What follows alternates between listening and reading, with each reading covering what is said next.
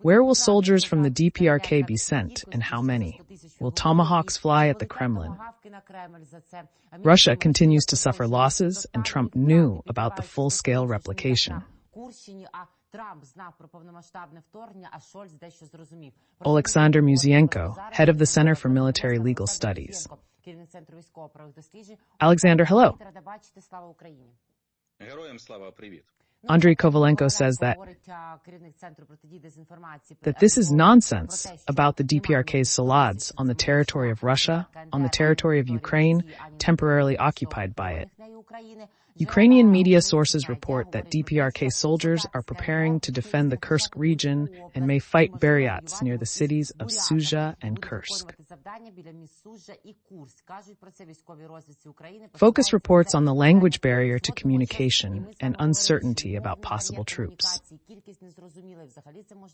There are questions about how realistic it is to release the reserves and return them to the south and east of Ukraine, as well as about the possibility of using North Korean substitutes in Kursk region and their effectiveness. The point is that, first, we need to take things in order. Зараз ми бачимо, що дійсно північно-корейські війська все ближче. Ідея в тому, що вони можуть з'явитися, і вона не є безпідставною. Now we see that indeed North Korean troops are getting closer. Well, the idea is that they may appear, and it is not unfounded. There are a lot of facts to support this. As for where they might be involved, I think it's probably premature to say, because we still have to wait to see how many of them will arrive and what their function will be. Я не дуже вірю, що Росія довірить північно-корейським військам якусь функцію окремо. I don't really believe that Russia will entrust North Korean troops with any function separately, without Russian troops. That is, without Russian command. One way or another, they will be put at their disposal. I think that Putin will only entrust the North Korean troops with a role when he sees the North Korean troops under the control of Russian commanders whom he trusts, probably the Kadyrovs.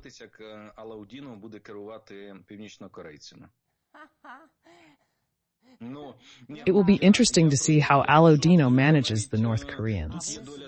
Putin doesn't fully trust his commanders in the Kurdish and Belgorod regions because they let him down. They even complained to the media that the lack of mobilization was Putin's fault.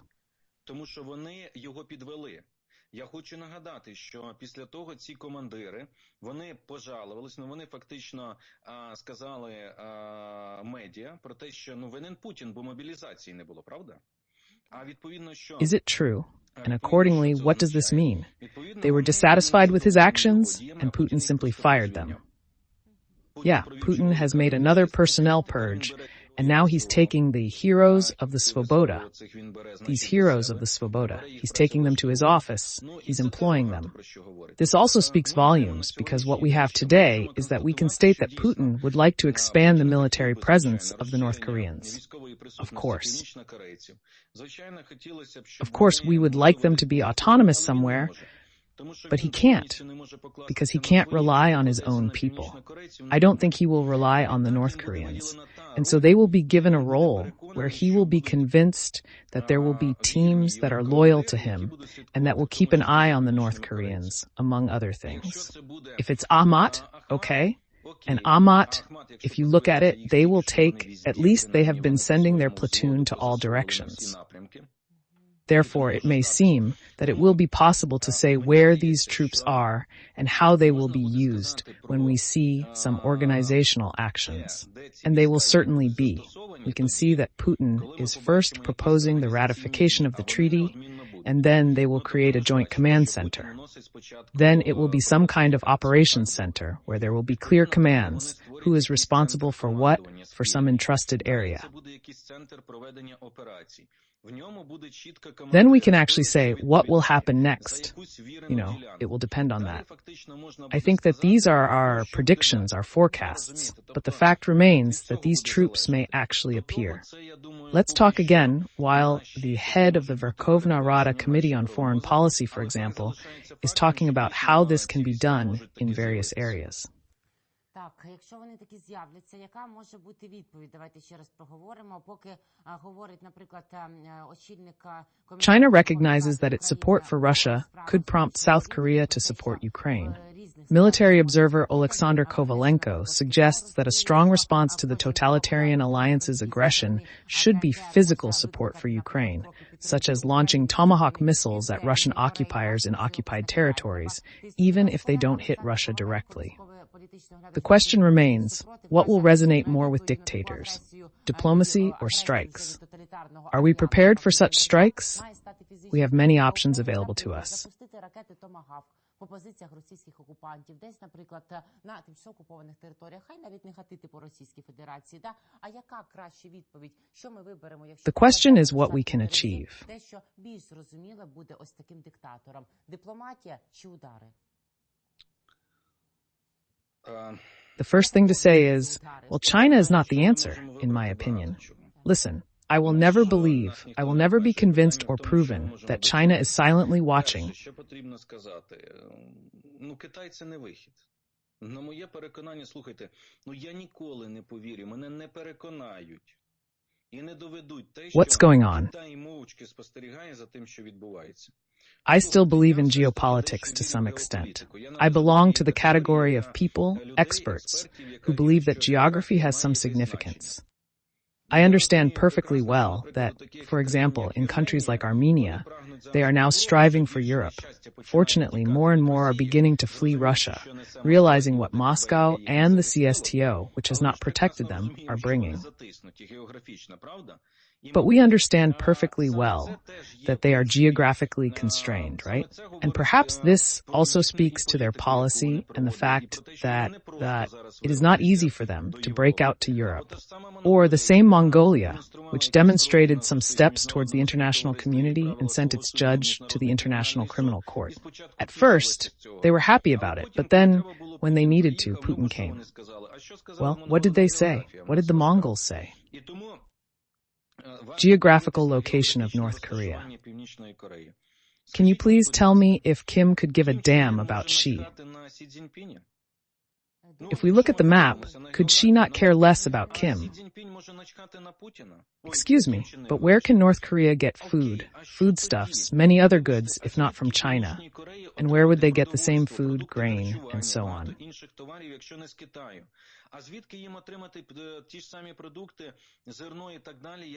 If Russia is now being punished for giving them weapons, what will South Korea start supplying them with? Well, if Kim changes his policy, yes, there are such thoughts in South Korea. There are such political forces that say that if the North moves away from this obscurantist regime that they are in now, from this regime, maybe we will supply them. So I don't believe, I'm sorry, in conclusion, that China is standing aside, that they are just watching and have no influence.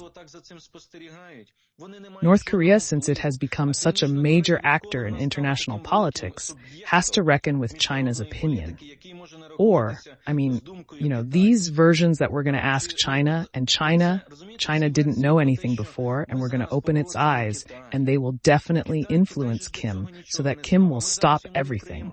And why hasn't it worked yet? Well, these troops, did this cooperation start today, yesterday? Are they only supplying shells now? But the only reason why Russian artillery has been holding on to its shells throughout 2024 is because North Korea is supplying them. So is it that China doesn't know this, or has China somehow influenced Kim? No, they are independent, so I will never believe that China has no influence. Я не вірю, ніколи не повірю, що Китай не має. Китай має, і це зараз відбувається з мовчазної згоди Пекіну. China has, and this is happening now with Beijing's tacit consent. Therefore, I think it is unrealistic to expect that China will somehow put pressure on Russia, because China sees that Russia's resources are running out. They are counting them, and China still wants Russia to stay in the war longer, because then China will slowly raise its economy while everyone is focused on other issues.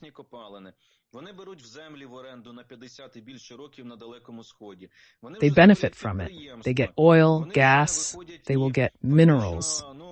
They are leasing land for 50 years or more, and they are already setting up businesses in the Far East. They are already coming out, and in fact, they will gradually destroy the Russian automotive market, which, against the background of suffering from sanctions, simply cannot compete with the Chinese car market.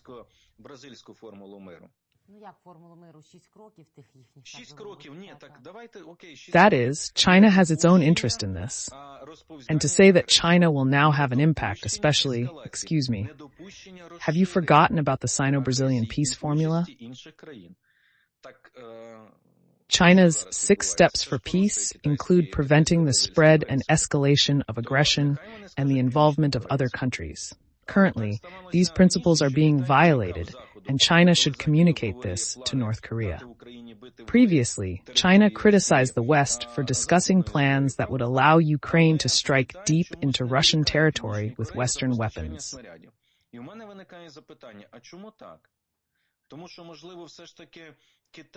True, but for some reason, China does not blame North Korea for supplying missiles. And I have a question. Why is that? Because perhaps China is not publicly supporting, but does not object to the North supporting Russia. So the West, what should we do? To conclude, first of all, the President has already taken the first important correct steps. He has called on the West to act more decisively and to actually allow Western weapons to strike deep into Russia. The President's first step is important, but the second should be to revisit French President Emmanuel Macron's earlier proposal to send foreign troops to Ukraine. This could include deploying Tomahawk missiles and other weapons. However, one must question the current state of the West regarding this idea. Це так, але, треба розуміти, що, а чого раптом? От в сьогоднішньому стані... I mean, look, the West is calling for restraint in Israel, right? The West is calling for restraint in South Korea too. And many players are calling for restraint. We are not allowed to strike deep into Russian territory right now. Why would the West now go to the extent of striking with tomahawks? I mean, we still have to raise this issue, but move gradually and say, stop, let Ukraine have it.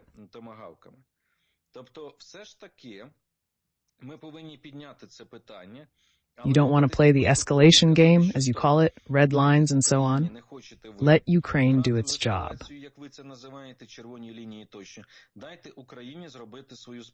Ukrainian soldiers proved that they are capable of achieving results. We need to be given the right, the opportunity, to actually realize to protect ourselves as we see fit. And then, give the right to collective self-defense. Keep your forces, limited contingents on the territory of Ukraine. Also demonstrate to Russia, North Korea, and China that if they take the next steps, the clash will no longer be between Russian troops and NATO countries, but North Korean troops may clash with Russian troops. This means that this could lead to an expansion of the confrontation and very serious consequences. So much for Chinese diplomacy. Such steps would affect China's position and the change in China's perspective. China meets Belousov, who talks about strengthening cooperation between China and Russia.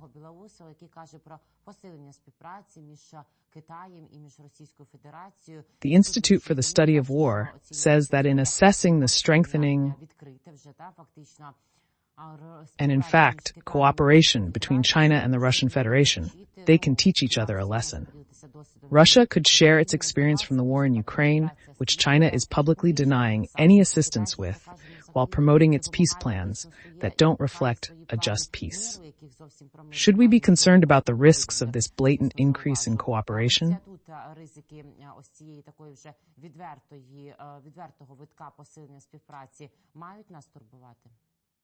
I would like to remind you that Russia is helping China develop submarine production, and China, in turn, has started producing drones.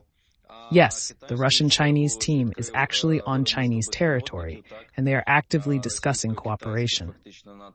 So, of course, there is something to be wary of here. And this is also a reason to sound the alarm for the West by showing it, saying that, well, look, this is how Sino-Russian interaction and cooperation is being strengthened. And again, we have to understand that China will not allow Russia to make a sufficient breakthrough on the front, because China is not interested in Russia becoming some kind of superpower.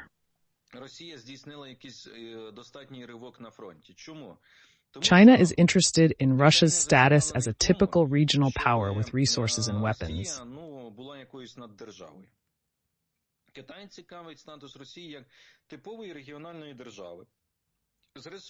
That can be used to its advantage, and China wants to continue to do so. What does this mean for us?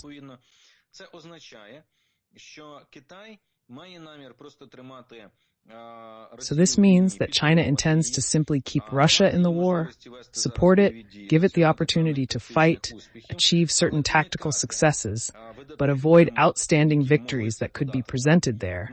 Well, very seriously raised on the flag by the Russians and shouted, "Look what we have achieved," and so on, in order to avoid disrupting this hooray patriotism and similar sentiments in Russia or around Russia. Because, you see, Lavrov very clearly said in an interview with News Visic, which we analyzed recently, that Russia is interested in a multipolar world, and he was still appealing, well, let the Chinese comrades speak there as if. But we are interested. This means that Russia is interested. Who said that China is interested? China is not interested in a multipolar world. In a bipolar or unipolar world dominated by China, there is no place for Russia. Despite efforts by figures like Belousov to cultivate goodwill, China will not grant Russia the power to change the battlefield dynamics or provide significant tactical support to prevent its decline.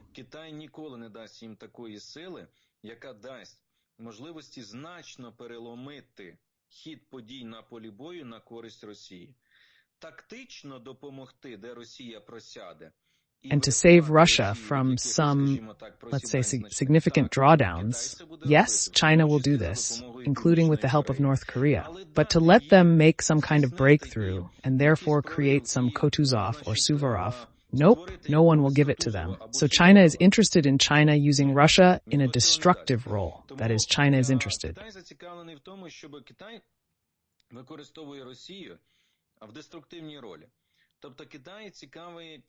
China will do this, including with the help of North Korea, but no one will let them make a breakthrough and create some Kutuzov or Suvorov. That is why China is interested in using Russia in a destructive role. That is, China is interested in breaking the existing world order, and China uses Russia in these interests. Інтенсивно кидає виклик партнерам Сполучених Штатів. Чому постійно йдуть посягання в бік Філіппін? China aims to create a unipolar or at most a bipolar world, leading to competition among states for alliances. This is evident in China's aggressive stance towards the Philippines, which has long collaborated with the U.S. on security and defense programs. І тому тут немає на мапі, китайській мапі світу, немає Росії як великого суб'єкту світової політики. Є суб'єкт, який має обслуговувати China aims to push the U.S. out of the region, creating tension with the Philippines through various actions in the South China Sea. Consequently, Russia is seen as a minor player on China's global map, serving Chinese interests rather than acting as a major power. Some in Europe suggest that Olaf Scholz, who is aware of the situation, has poorly communicated Germany's support for Ukraine, especially with elections approaching in several countries. And what is on Donald Trump's map? Because he says that Putin actually spoke, he will be echoed, yes. But if he were president, of course, nothing would have happened. But now we know that Trump actually knew, but everybody knew, and the intelligence agencies warned, and not only... Тобто чіткі меседжі. Тобто, по-перше, Trump is saying that I knew everything. I had contacts, and if I were president, I would have listened, and I would have called Putin, or dialed him, told him, and he would not have done it. I would have prevented it. I would have saved Ukraine, or something like that, or not saved it, but prevented the war, something like that. Він каже, перше, я знав, я маю контакти. Це перший посил виборцям його, які його підтримують, які, в принципі, There. I mean, but, well, he rather saved him because he says, look, I knew there, and so on. And he says, first of all, I knew I have contacts. This is the first message to his voters who support him, which is basically the same. He says, look, now we can solve this because Donald Trump's United States will play an active role and will actually help and stop Russia, so to speak, because Trump knows how to talk to Putin. The second message, Biden, according to Trump, is such a bad president that he failed to prevent the crises that Trump believes could have been prevented.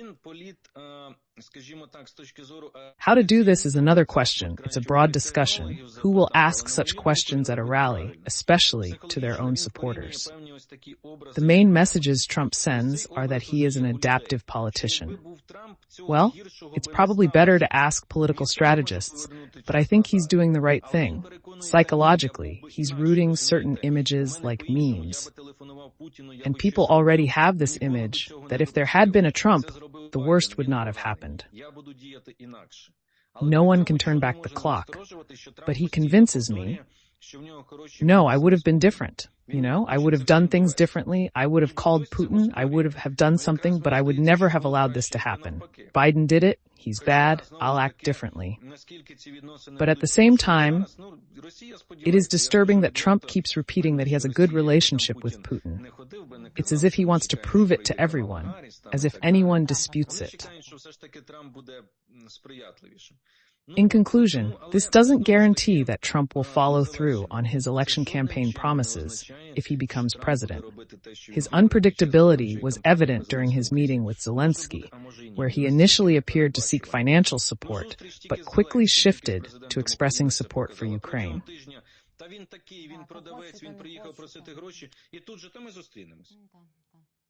І скільки Україна пережила, і ми підтримуємо, ну, тобто, Russia is hoping, I will say frankly, it is clear that Russia, no matter how much Putin goes around saying that we are waiting for Kamala Harris to come and so on, they are waiting for Trump to facilitate that. But again, in conclusion, this does not in any way mean that Trump will do what he says during the campaign in the presidency. Maybe he will, maybe he won't. He is that unpredictable.